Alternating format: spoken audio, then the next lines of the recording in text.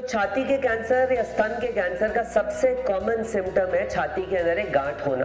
कि ये जो गांठ होती है ये कॉमनली पेनलेस होती है। इनिशियली इस गांठ में दर्द नहीं होता।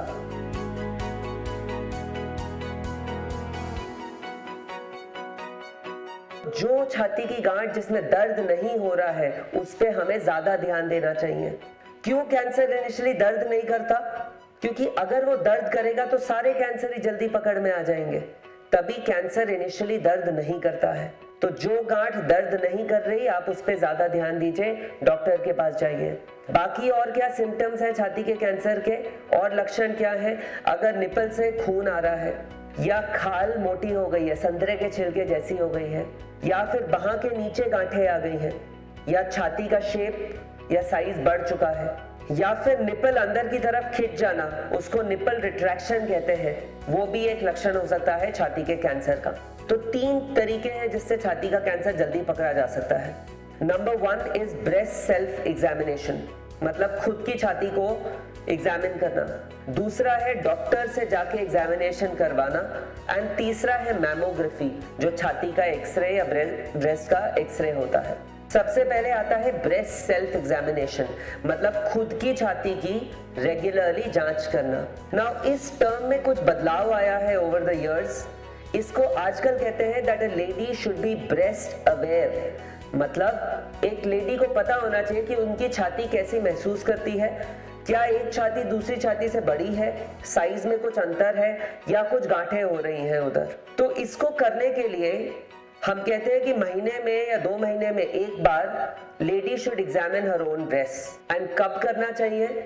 अगर पीरियड्स आ रहे हैं तो पीरियड्स के 5वें या 6ठे दिन, या फिर जिनके अंदर पीरियड्स बंद हो चुके हैं तो कैलेंडर में किसी भी एक दिन वो अपना मार्क कर ले एंड ये जांच कर सकते हैं। इस जांच की जो डिटेल है वो आप वेबसाइट पे देख सकते हैं।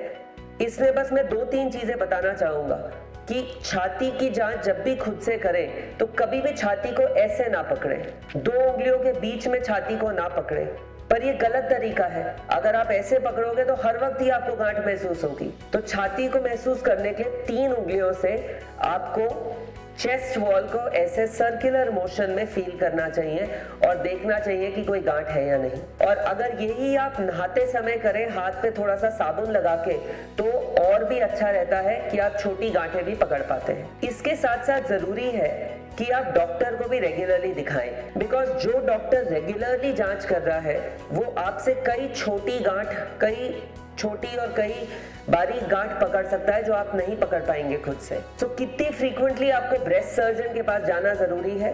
20 से 35 साल की उम्र के बीच में 3 साल में एक बार जाना है। मैं रिपीट कर रहा हूँ, 20 से 35 साल की उम्र में हर 3 साल में एक बार डॉक्टर को जाके दिखाना है। 35 साल की उम्र के बाद एवरी ईयर, हर साल जाके डॉक्टर से जांच करवानी है। आखिरी तरीका जिससे हम ब्रेस्ट कैंसर जल्दी पकड़ सकते हैं वो है मैमोग्राफी। ये होता है छाती का एक्सरे।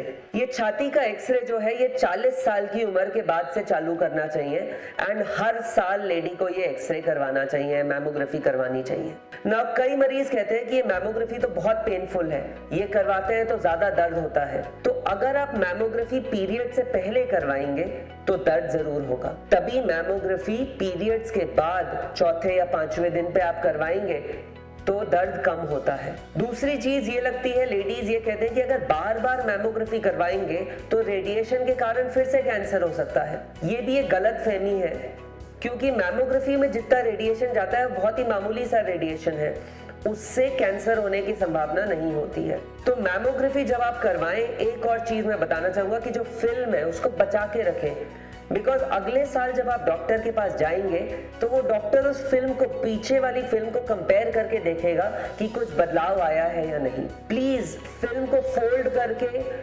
या फिर कहीं पे ऐसे ही छोड़ ना दे जिससे वो फिल्म खराब हो जाए और हमारे आगे किसी काम की ना आ पाए। तो मैंने 3 तरीके आपको बता दिए जिससे कैंसर जल्दी पकड़ में आ सकता है, छाती का कैंसर।